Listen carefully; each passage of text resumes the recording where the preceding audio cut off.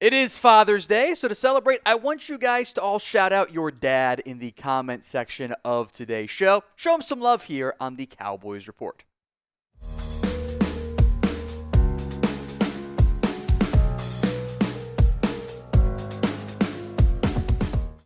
We're talking Micah Parsons on today's show on Father's Day. Big shout out to my dad, John.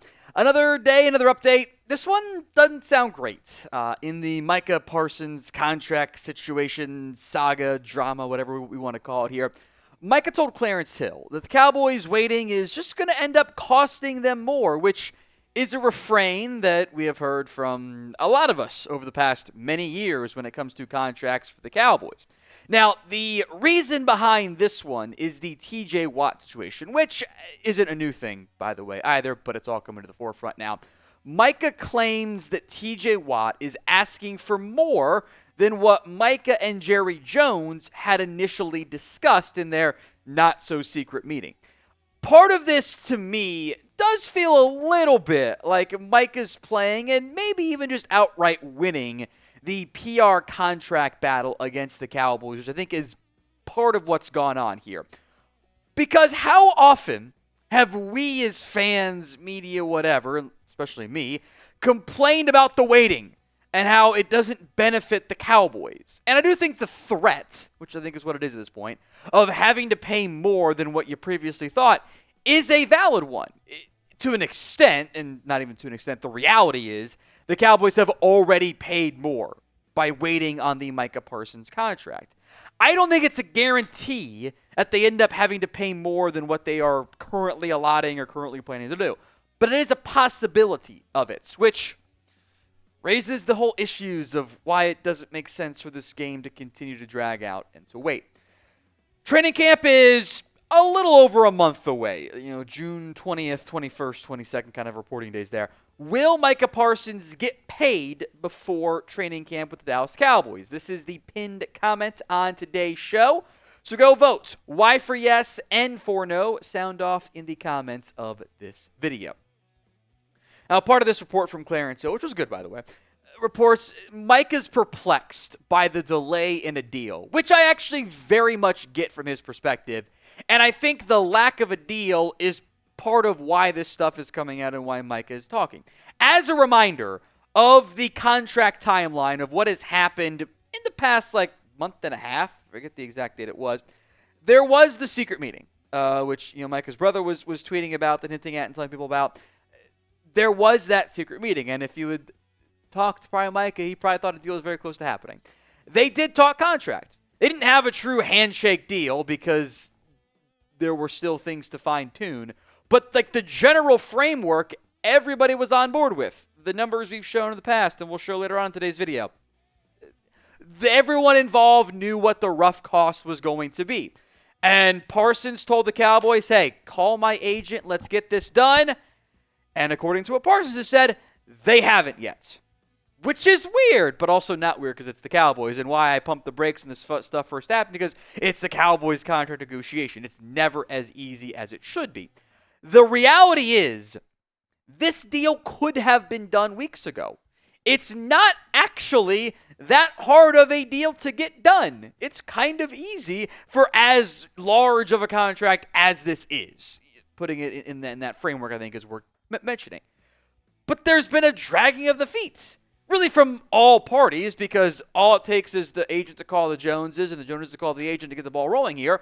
But that dragging of the feet only benefits one side in terms of what the money looks like. It obviously benefits the Cowboys if they don't want to pay Micah, but everyone wants to get paid. So it only benefits him, which is, again, part of the issue I always have with this team with contracts is that they seem to think they've got more leverage than they actually do, and then they cave. The Cowboys have a reputation when it comes to contracts of being an organization that if you just wait them out, they will cave. And that's a bad thing. I do think Micah wants this done. I think the agent wants it done at the pace he wants to go with. And the Cowboys want it done. But I think for Micah, I think part of why this came out is he's trying to help force the Cowboys' hand. He's trying to get them to operate with something resembling urgency. I genuinely don't believe Micah wants the camp drama. He's hyper-competitive, and I mean that in a positive way. He wants to be out there. He doesn't want to have to do the Holden thing where he does one day of drills and has to sit out again. Like, he doesn't want to do that. But he wants to get paid. He's not naive in that sense. Today's show is made possible by Chubbies. Summer is here, and life's too short for uncomfortable swim trunks. So these babies from Chubbies are set up for all-day comfort with a quick dry stretch fabric and a built-in liner that actually does its job. There's no more chafing. There's no more soggy butt. No more mesh disasters. And their biggest sale of the year is on, which means $45 bottoms, both swim trunks and shorts, and up to 65% off select gear. Comfy, casual, and built for life, the Chubbies original stretch shorts can live on your legs, and they pair perfectly with the performance polo. Brunch, backyard party, golf, crashing a wedding, whatever, Chubbies has you covered. So do not wait. For a limited time, shop Chubbies' biggest sale of the year for $45 shorts and up to 65% off select gear.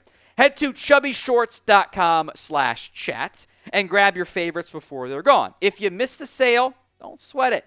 Use code CHAT, C-H-A-T, for 20% off. Support the show. Let them know we sent you when the survey asks. And get ready to turn some heads this summer with Chubbies.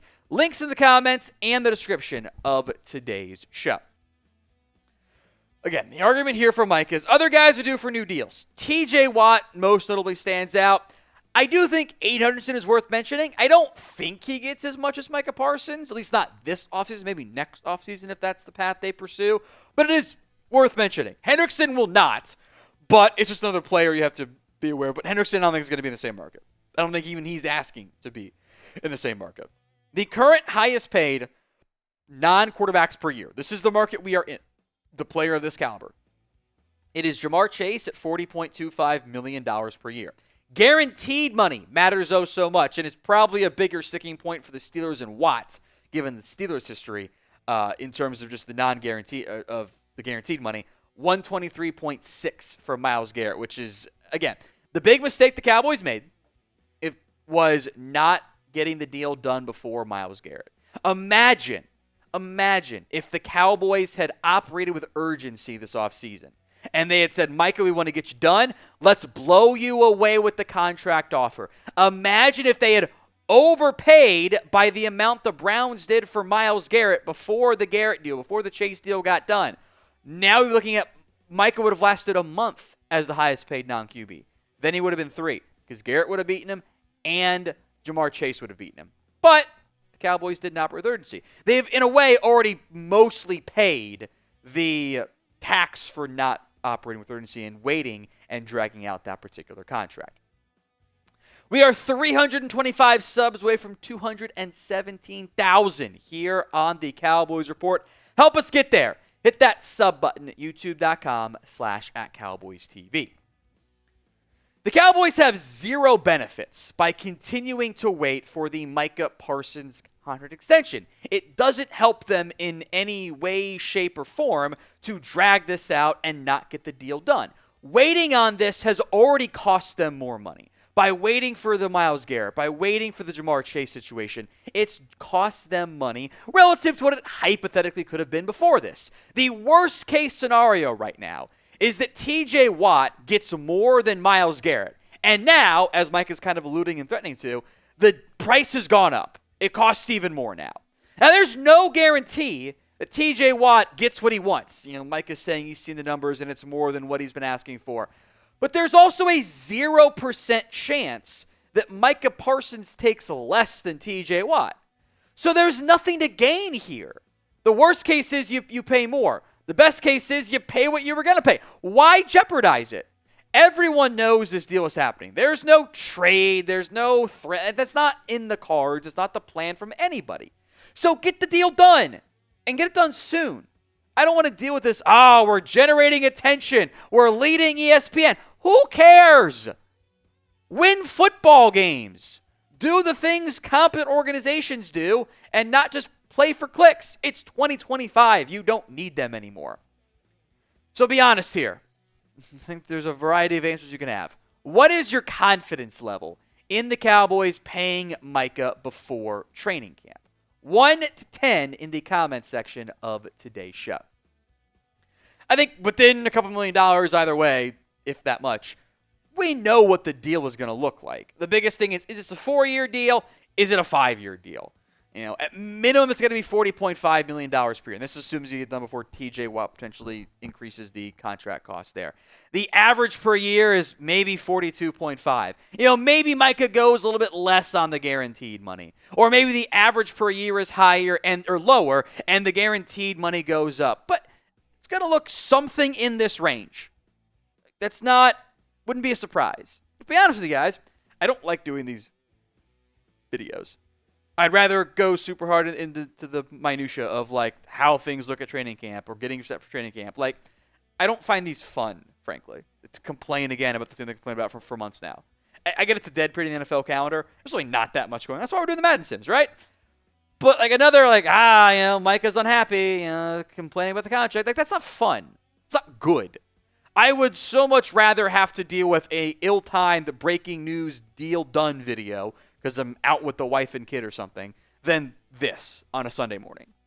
I don't expect the agent to be proactive here. That's not his job, frankly. His job is to get the most money for his client. And the Cowboys are just helping him do that for some reason. Micah has the leverage. I get the Cowboys have 2 franchise tags. Okay. That's actually not a good thing for you to use. That limits your own creativity and spending and flexibility. So I simply need the Cowboys to be proactive. One time.